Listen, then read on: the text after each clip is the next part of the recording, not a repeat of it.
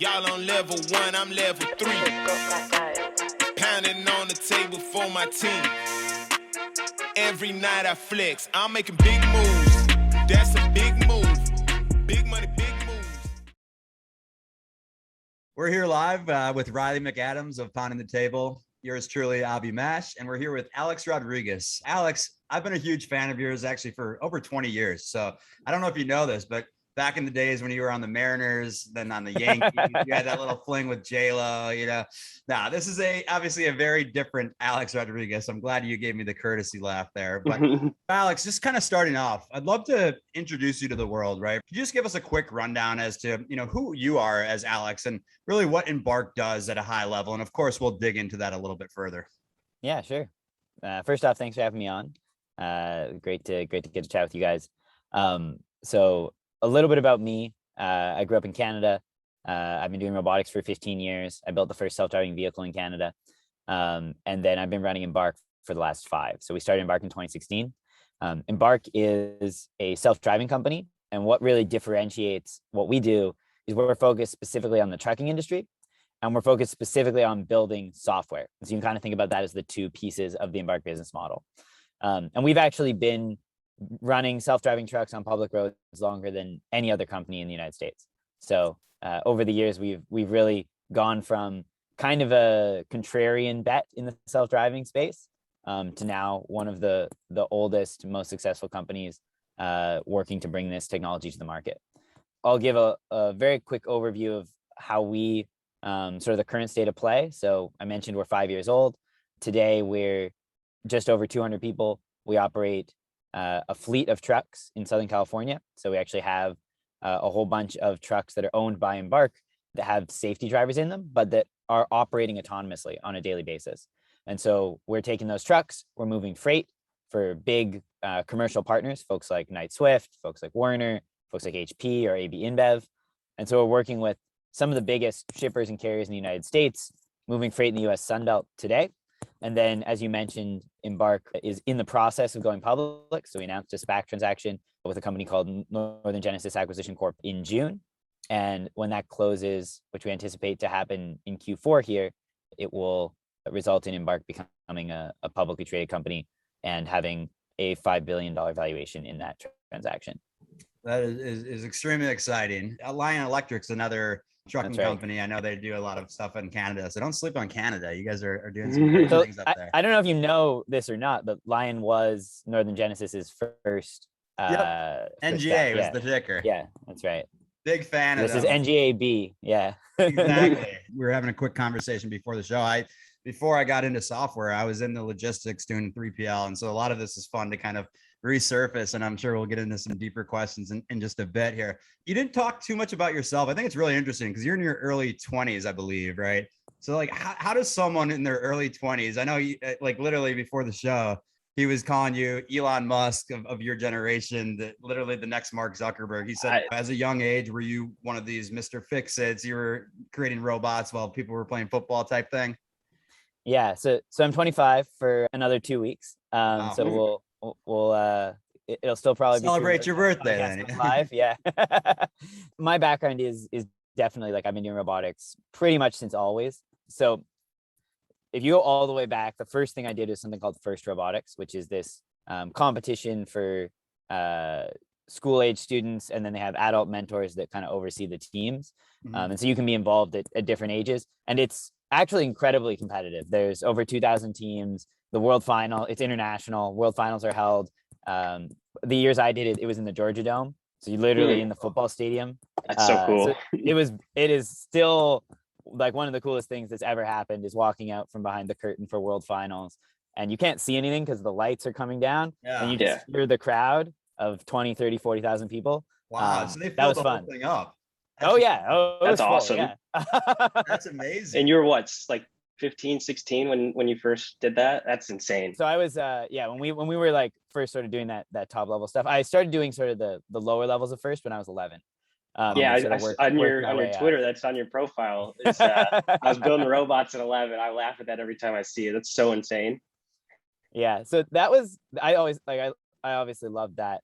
And I was telling a story to a younger first student. They'd asked if I was willing to be interviewed about how sort of first it impacted my life, and it was like for a friend. And so I was like, yeah, sure, I'll talk to your daughter and walk her through kind of like my first story.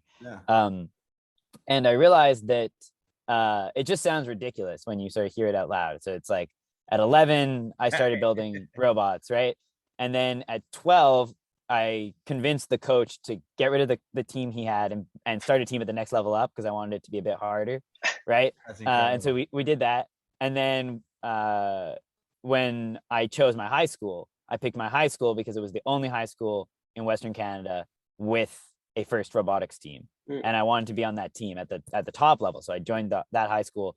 And after a year, I was like, the other teams I was on were really good. This team's kind of mediocre. I don't like that. So I'm gonna leave, go change high schools, convince that school to start a new FIRST team, build a whole team from scratch with no adult mentors. Wow. That team made it to World Finals. That's amazing. I then picked my university based on the ability, like partially so I could do mechatronics engineering at the university, but partially because the best FIRST robotics team in the world was like in a nearby city, and they'd offered me a role mentoring that team, and I was like, I want to mentor Team 1114. So I picked my university because of competition robotics, and then halfway through university we built the first self-driving vehicle in Canada using all FIRST robotics parts, and then we dropped out and founded Embark, where I think a lot of the early things that we did at Embark were really informed by robotics experience. So very much my whole life has been like school has been a secondary thing. Building robots has been the main thing. Just not robots. That's the one thing. I was playing Legos when you were playing with robots, but that's pretty cool. That's amazing. So let's get back to Embark a little bit, right? So quite the incredible journey, and I'm fascinated to learn a little bit more about how robotics will play a role, potentially in it within Embark, of course. But you're going to these companies. Like, talk to me a little bit more about the business. Are you actually the trucks themselves, or are you software? Help me understand that for the common man such as myself. So yeah, it's a good place to start. So if you think about I think about self-driving trucks as sort of in two ways. First is how do they operate, and then how to like who does what. So in the how do they operate question, what we do differently in the trucking industry is focus on driving outside of urban areas. And so you have the first and last mile in, for example, Phoenix and Houston, where you have a local driver in that city, and they're driving a manual truck, a regular truck, so a tractor just like the one behind me, and they will come and pick up the freight from wherever it's originally getting picked up. It could be a store, it could be a factory, whatever. Then they take it to what we call a transfer point, so that someplace near the highway, that's basically a yard, and they drop the trailer, and that's where the driverless truck picks it up, and then it goes to the next city and drops it off, and human does the last mile. And so that you can think about the driverless truck is doing 95% of the miles, but it's the 95% that are easier. And so that's really important, right? So that's the first thing. When you think about what's different between cars and trucks, it's that focus on the outside of urban areas. The second thing is who does what. And there, Embark really tries to be focused on what we're best at, which is building the best self-driving software in the world. And we partner with the industry as much as we can on the other pieces. So we don't build trucks. There are 4 major OEMs in the United States that do a great job building trucks.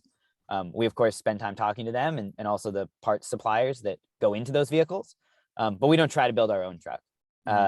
And then similarly, we don't try to be the fleet. So there are, hundreds of great fleets in the United States. We work with, I mentioned at the top, some of the folks like Knight Swift, who's the #1 truckload carrier in the US, spectacular organization, who knows way more than I will ever know about how to run a really efficient, operations-heavy organization. And so we're not trying to do that. Instead, what we're doing is we're building the software. And so you can think about our contribution as really 2 parts. We sit down with Knight Swift. Knight Swift buys a truck, or anybody else, right? Any fleet buys a truck, and we work with them with what we call Embark Universal Interface, which is our spec for sensors and compute, to make sure that they can buy that truck with the right components already on it. And so that truck then arrives to the fleet with a spec that will run our software, because we worked with their truck buyer. And then now that they have that truck, they're able to go, they're the one who then takes it out and operates it. And so they're the one coordinating first and last mile, coordinating maintenance, all of that. What Embark is doing is we're licensing them Embark Driver, our software. And so we license that software. They pay us on a per mile basis. So every time that they hit the button, turn the truck on, and it's driving itself, they're paying Embark 30 to 40 cents a mile. Gotcha. And can you talk, I don't know if there is more to the fee structure, or if it's that straightforward as just per mile. Is there, I mean, I transitioned from logistics into software. Typically there's a standard fee, an annual contract. Is there anything with that, or is it mostly per mile is how you guys charge? Yeah, so it's all per mile. And the only difference is it slightly changes based on the length of haul. And so you can think about there being two models of where Embark can pick up and drop off. In one case, we'll do direct to shipper. And so it's going all the way to sort of the final destination. And that'll be for example, distribution centers, which are themselves outside of cities. And so you don't need like a transfer point. Alternatively, you're going to a transfer point and then someone is taking it that last mile.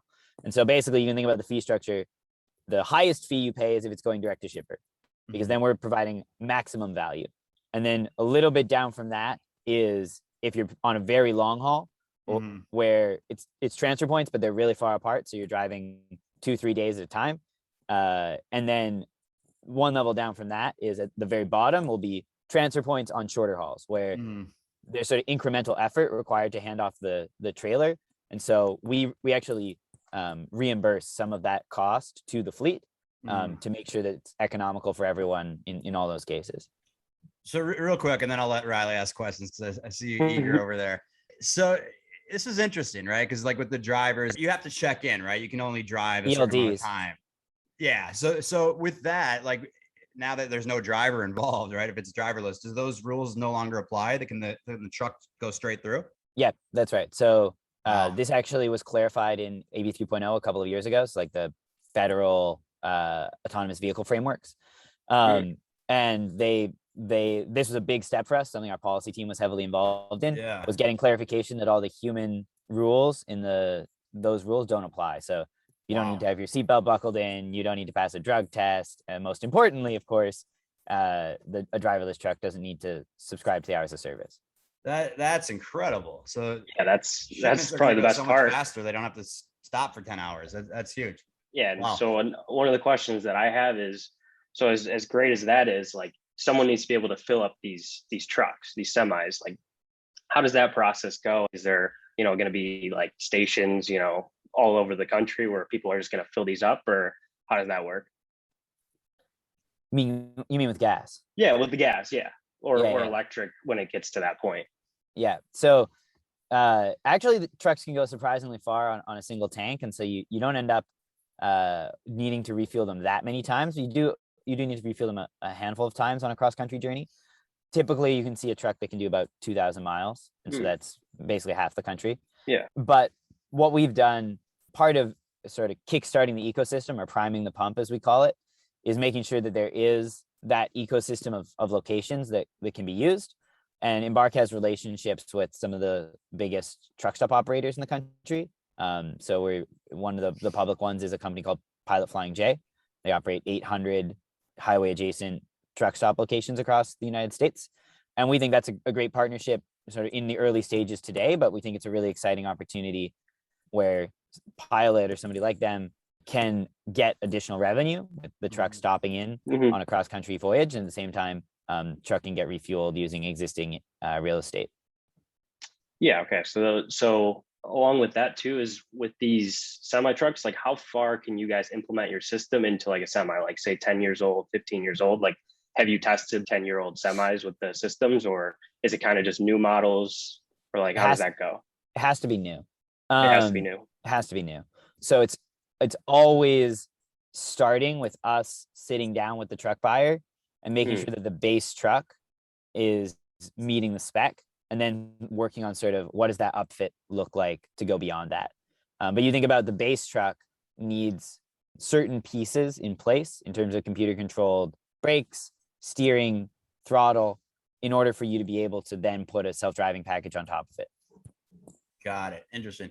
And then you were talking about how you guys are doing the long hauls. Obviously, is there plans to ultimately, a couple years down the road, to take that last mile, or is that something you guys are really just focused on dominating that long tail? Yeah, so I think what we'll see is, I mentioned those two models, the transfer point versus direct to shipper. Mhm. And what we expect is you'll start off with a lot of transfer point hauling because everyone can use it. There's no incremental integration required. And then you'll see a transition to more and more direct to shipper that goes to more and more sites directly. That said, I don't think transfer points ever go away. I think they serve a really important purpose. And part of that is because a truck driver, especially when they're doing pickup and drop off, actually does a lot more than just drive on the road. Right. So if you think about what actually goes into enabling direct to shipper, this is a really high stickiness interaction. It's not sort of a light switch that you flip. It's really a deep integration because you need the paperwork to be digitally uploaded so that you have the bill of lading, right? You need somebody on site to be trained to do the pre-trip inspection because there's nobody in the truck to do the pre-trip. You need the gate access and location and loading of the truck to all be standardized because those were all things the driver used to do. And so for bigger shipper locations, for distribution centers, all that work makes sense to do. And it's something that's why we're working with people like AB InBev and HP to prepare some of their sites over time so they can use this kind of technology. However, if you think about a 2-dock Safeway in downtown San Francisco, no matter how good your self-driving is, it never makes sense to not have a person in that truck to handle all the interaction with the customer at the end point. Mm-hmm. You're saying all this, I'm just thinking, all right, there's humans now that are taking that off. Knowing your background in robotics, do you see a world, maybe again, 10 years down the road where there's robots taking them off the truck? You'll definitely see things done piece by piece, right? I actually think there are a couple of companies that do semi-automated unloading right now. It's pretty cool stuff. But I think that you'll see it certainly piece by piece, right? That same Safeway, I think the Safeway is probably for a long time just going to stay manual, right? It's all about scale with robotics, right? That's why people focus on self-driving trucks first, because with a single platform, right, with the tractor, you can do 70% of US freight. And that's obviously transformational. And there's differences state to state, but it's a fairly simple, fairly consistent task versus I think that's what you'll always see is you start with the really big homogeneous tasks for robotics that are straightforward. And then you kind of work backwards in complexity, in niche as you scale up the industry. All right. So as we're talking all these robots, I just got to ask, can you talk about Muffin? This is one of the things that I was reading about. And I gotta know what was the process with all this, the competitive robot stuff. Talk more about that. Is Muffin the name? I love robots. Muffin's the name of the robot. Yeah. Yeah. I didn't like it at the time, but now I'm stuck Adorable. with it. So. Oh, it's awesome. It's a great name. That and just being able to go through college and all this stuff and then building the golf cart that drives autonomous. What was kind of the thought process? Why did you pivot from the Muffin to the autonomous vehicles? Yeah, I think autonomous vehicles have always been, in my mind, the most interesting thing you can be working on if you're a person in robotics. They sort of sit at, let me give you my one-liner for why I think this is.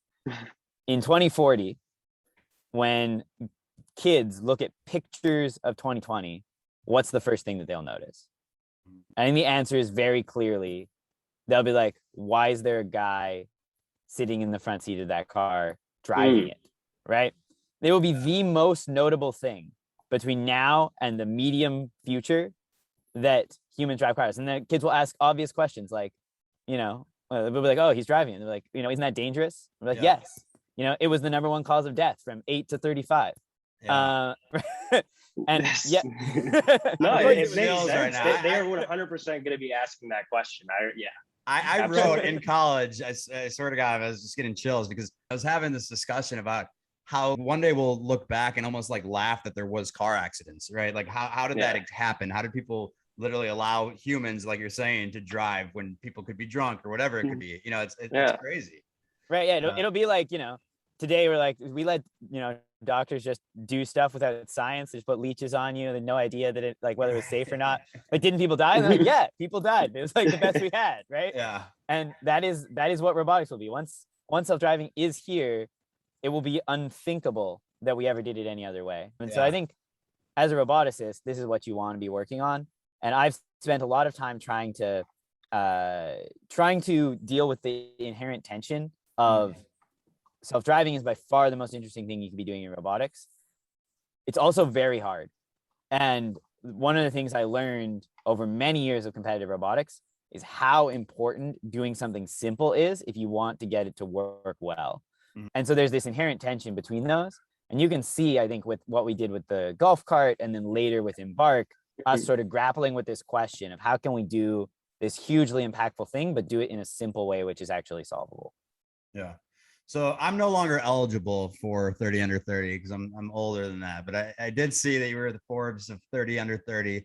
Congrats, you're about to be 26. So you still have a few more years to maybe repeat here. But, you know, what does that feel like? You're still a kid in my eyes, you know, but you're not, right? You're doing things light years ahead of what I'm doing. You seem like a very humble guy. Like, how do you maintain that humbleness? Like when you're talking with your friends, they're still 25-year-olds going out at night, right? And so what does that look like? And what are your kind of hobbies outside of Embark? Yeah, I think it's so I'm actually going to speak at the Forbes as a 30 under 30 conference next week, which should be fun. Of course.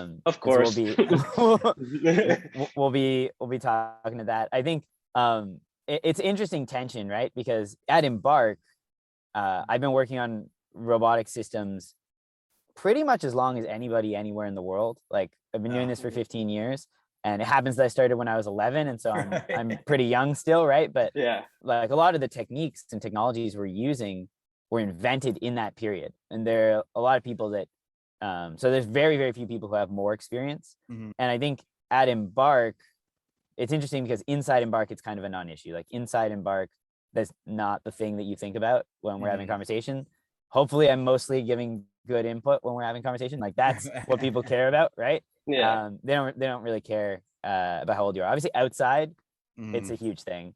And it's kind of funny because otherwise I'm sort of a ordinary 25-year-old. Right. I live in a flat in SF with 3 roommates, 1,800 square feet, and like Amazing. I ride an e-bike to work, and I'll still go out drinking. Not so much this year because it's been busy, but keep your head to the grindstone. You said you rode a bike you ride a bike to work.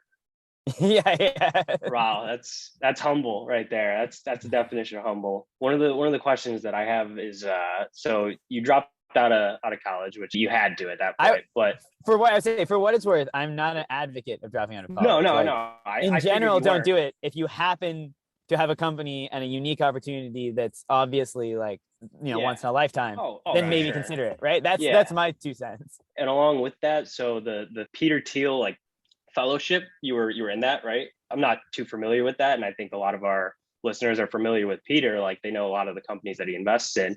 Dom, one of our team members, loves him. I mean, he will invest without even knowing what the company is as long as Peter's in it. Like, did you get to meet him or any sort of mentorship from him? Yeah, I think the Thiel Fellowship's an amazing program. Like in the more recent versions, I think I've gotten to spend less time with Peter. But I think the program itself is really impressive. If I had to like create an index fund in investing, this would be the index fund I would write. I would just write a check to every Thiel fellow. I think about sort of the Thiel fellows that I know. The people that I know that run unicorns are almost universally Thiel fellows. Folks like Austin Russell, who runs Luminar, folks like Fred Turner, who runs Curative, who are spectacularly successful people. And I think this ties into something Sequoia always says. One of Sequoia's sort of key ideas is invest in people based on slope, not intercept, based on the trajectory of the person.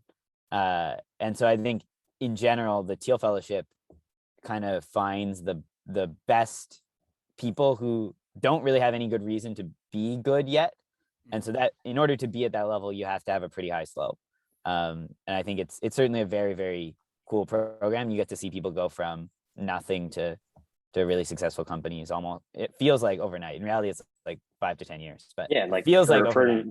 Yeah, for investors like us, like a lot of people will focus on like the founders instead of, the company. And like for me, that's why it would basically me, wanting to invest in Embark is because of you, not necessarily because of the technology, which is obviously great, but just being able to invest in you is kind of the fun part where I could, get to cheer you on. I get to see what you can do with this company. And like, obviously, like you said, there's other people that were in the program, they're also running these unicorns, and it's awesome to see that.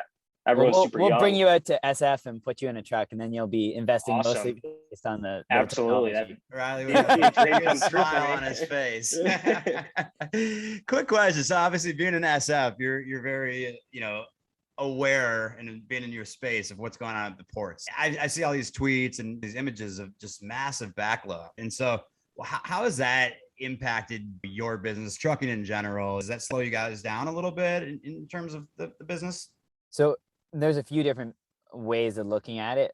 I would say on the day-to-day level, it doesn't have that big of an impact on us. You do see it certainly. For example, the truck OEMs have to pause production at points, or you see components that'll be harder to get a hold of, and so that's certainly challenging. But Embark has pretty good relationships with key suppliers, and so we don't really feel it that much, and we're not doing huge scale today in 2021, and so it's okay. I think it actually accelerates us though, because when we look at the problems that people are now surfacing, like if you Google truck driver shortage, you'll get tons of articles from all around the world, especially in the UK right now. They're talking a lot about it, where these are critical problems and people are realizing, oh man, this is a really important job and we don't have enough people to do it. And I think that is a huge motivator to allow us to make the job a higher quality job, which is something that I think Embark can do. And at the same time, obviously improve our ability to add driverless trucks and fill in that shortage. And so I think it's something that's actually driven a lot of momentum for the business. Right. And for you guys, you may not be as affected because the way you guys aren't the customers that are losing the dollars and the time transferring from A to B. You guys are on the road, you're doing well. And you brought up a interesting point, right? You hear about this with Uber, right? What happens when the drivers go away from Uber? What happens in your case when the drivers go away from trucking? When you talk to truck drivers, what's their feelings towards driverless? Are they worried this is taking their jobs away? Are they excited about this? Yeah. So we firmly believe that everybody who currently works as a trucker will be able to retire as a trucker. And I think that's sort of the first message that we try to make sure to bring to the table, because it's easy to get caught up in media hype, but the reality is that the transition is going to be methodical, right? You look at Embark's forecast, we're looking at 1.1% of US truck mileage in 2024 being driverless on our platform, right? And so there's a long way to go from there to sort of keep scaling that up. Now, 1.1% of US truck mileage is, $860 million of revenue to Embark, but it's still 1.1%. So it is what it is, right? Yeah. And so when we look at the scale of the industry, it's a $700 billion industry. It's going to take a while, right? And like I mentioned, driverless trucks aren't everywhere at the switch of a hat. It happens in a methodical way. We're starting in 2024 in the US Sun Belt, and then 2026 we expand to the rest of the country. At the same time, we're starting with a lot of transfer points and then slowly adding more and more direct to shipper. And so I think it's a very methodical transition. And what we'll see is the driverless trucks are filling in the gaps, and they're allowing the drivers that work on some of these harder, long time away from family, 3 weeks out on the road at a time jobs, to instead get jobs locally, right? Instead of me moving freight from one side of the country to the other as a trucker, now you can sit and spend your day going back and forth to the transfer point in the city that you live, and then you can go home and go to sleep. It's like work from home for truckers. Exactly. It really when is. Truckers say work from home, they just mean like, not all the way on the other side of the country.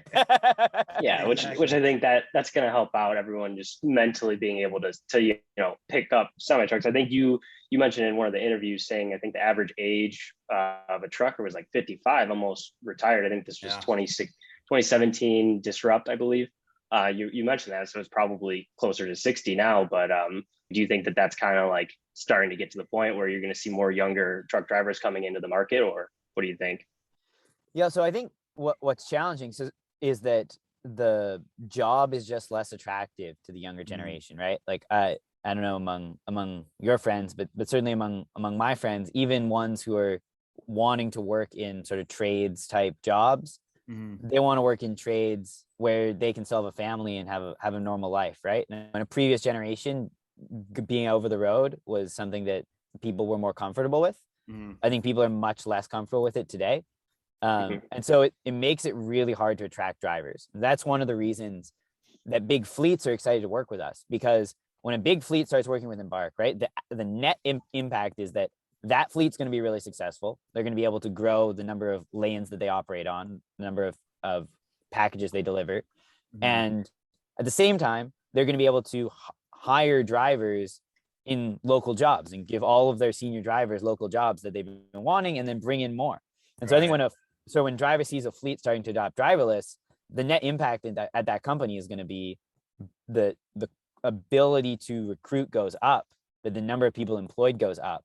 And actually, there's a really interesting study from the U.S. Department of Transportation that came out earlier this year, and it said two things. The first is they expected no significant job displacement as a result of driverless trucks, which is exactly what I just said, right? That we think everyone who works in the industry now will be able to retire as a trucker if they want.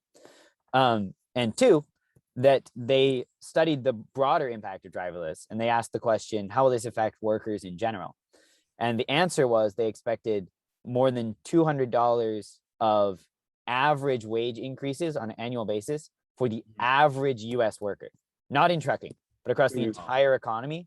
And that's driven by everything else sits on top of trucking. And so if your trucking is more efficient, then retail is more efficient. Right, and everything. manufacturing is more efficient, and commodities are more efficient. Yeah, it's a domino effect. Yeah. Right. It's just like if you made power cheaper, right? It's one of those key inputs that goes into everything, and that makes the US more competitive as a manufacturing country. Yeah. I mean, I always used to see it as like the precursor to where the economy is going. And you can see it a few months in advance. All of a sudden there's a ton of trucks, or there's no freight going on. We have a few more questions actually from the audience. Do you see AI being restrictive in other nations? So I guess my personal question to piggyback on that is, are you guys global? If not, kind of what are your plans? And then to their question is, around AI, what does that look like from a political standpoint? Yeah. And initially Embark is focused on the US market, which isn't to say that we don't expect to expand over time, because I think as the technology matures, we of course expect to bring it to every market where we think there's a great opportunity. But that's something that you need to do in a methodical way. You need to sort of do the first thing first.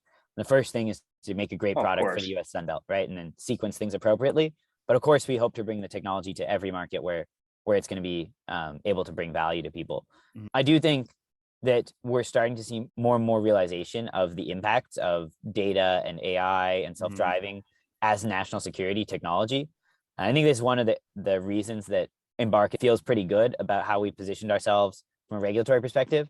So Embark is 100% of our data is kept here in the US, 100% of our offices are here in the US, and our team has thought very carefully about sort of building government relationships. The former Secretary of Transportation is on our board of directors.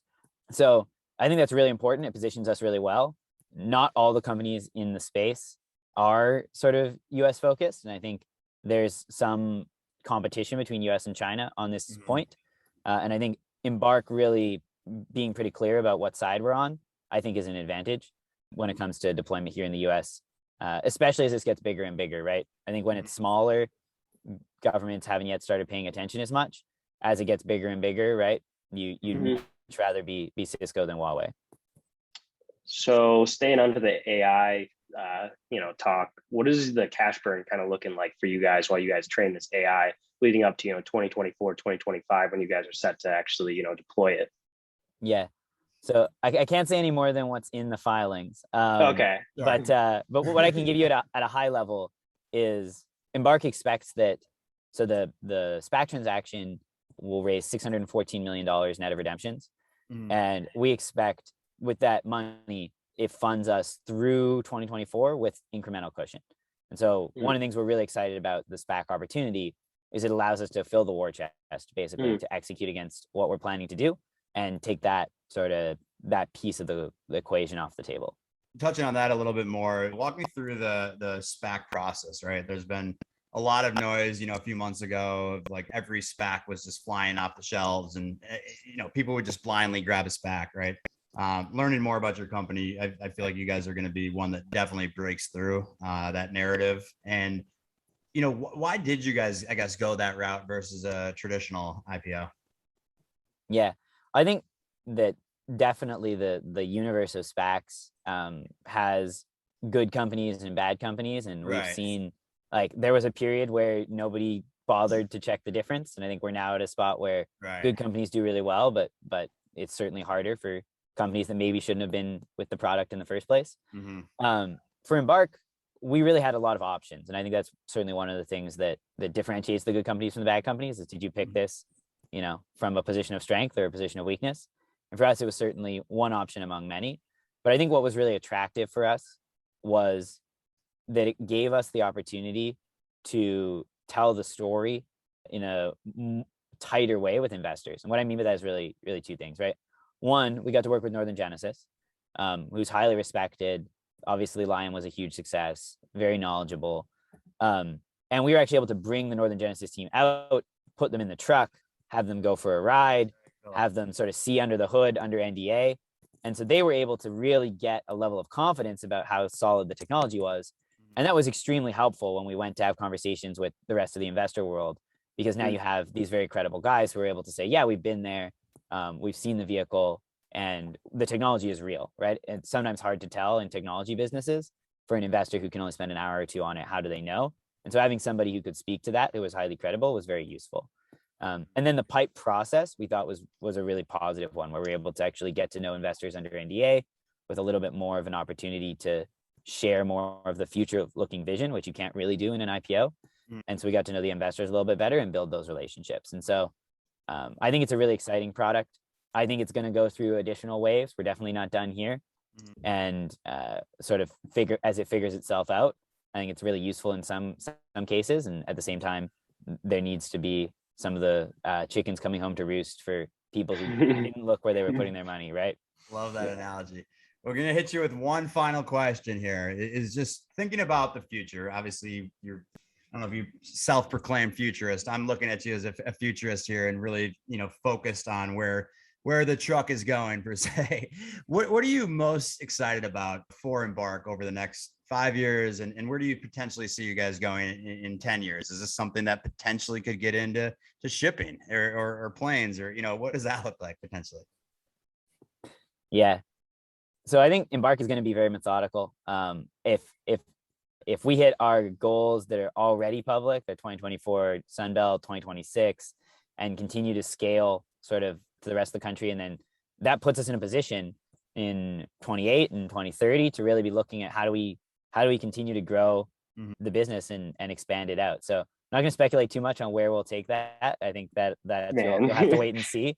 But I think what I tell the Embark team is, one of the things that makes Embark special is that what we work on is meaningful.